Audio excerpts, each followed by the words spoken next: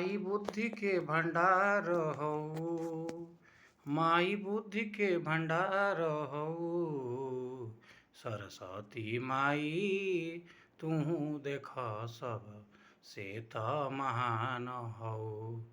माई सरस्वती बुद्धि के भंडार, हंस पर बैठल देख तू ब्रिजमान। अरे हंस पर तू ब्रिजमान हऊ।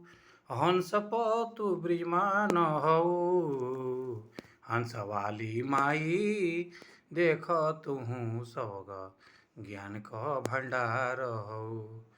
जेकर कृपा माई पत होई, सब दुख दुख दलिद्र भागी जाई। माई बुद्धि के भंडार हऊ। हो मैया बुद्धि के भंडार हऊ। हंस वाली माई देख तुहू सबसे तुहू महान हऊ। ज्ञान के दाता तू हऊ तू माता, सब गुण तोहरा से देख सब आता।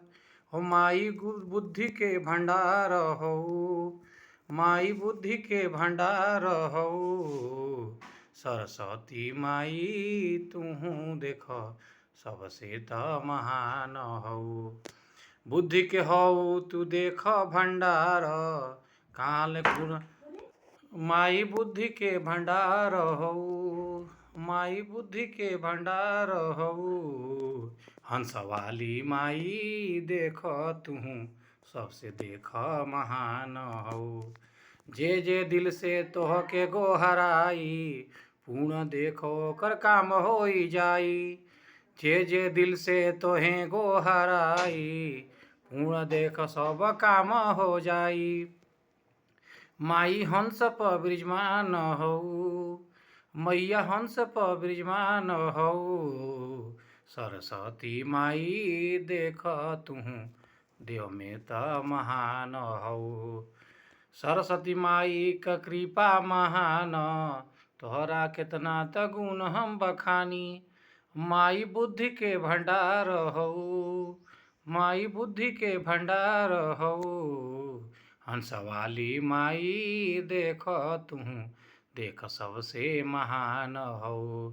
हंस वाली मैया त बीड़ा बाजवा द, सब दुख दलिद्र सबक भगा द। अरे हंस पर त ब्रिजमान हऊ। बीड़ा वाली माई महान हऊ। देख दुख दलिद्र भागी जाई, देख माता महान हऊ। नाम सरस्वती पड़ल देख माता, दुख दलिद्र देख सब भाग जाता। माई बुद्धि के भंडार हऊ। माई बुद्धि के भंडार हऊ। माई देख तुहू बुद्धि के देख सब तुहू महान हऊ। जे जे दिल से तोहे गोहराई, दुख दलिद्र देख सब भाग जाई। माई बुद्धि के भंडार हऊ। मैया बुद्धि के भंडार हऊ। सरस्वती माई देख तुहू देव में त महान हऊ। हंस पर बैठल माई देख ब्रिजमान, सब दुख दुख दलिद्र भाग जाई। अरे हंस वाली मैया देख तुहू। अरे हंस वाली मैया ब्रिजमान हऊ। दुख दलिद्र देख सब भागी, माई सबसे महान हऊ। जे जे भक्त दिल से गोहराई, ओकर दुख दलिद्र भाग जाई। माई हंस वाली महान हऊ। माई बीड़ा वाली महान हऊ। हे माई तुहू देख सब से देख महान हऊ। हंस पर माई भैलु बिराजमान, दुख दलिद्र सब देख भाग जाई। माई हंस पर ब्रिजमान हऊ। देवी मैया तू महान हऊ। हंस वाली माई देख तुहू देव में त महान हऊ।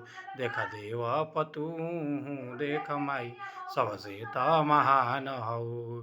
देख देव में तू देख माई सबसे त महान हऊ। सबसे त महान हऊ।